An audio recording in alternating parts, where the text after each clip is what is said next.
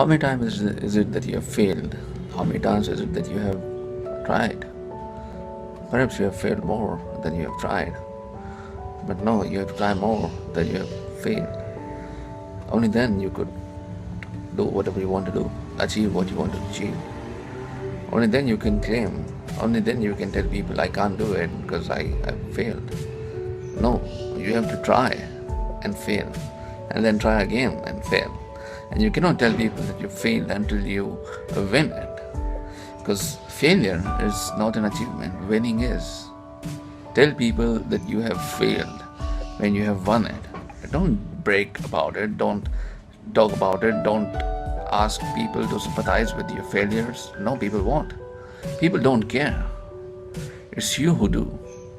So all I want you to do is just try and do it.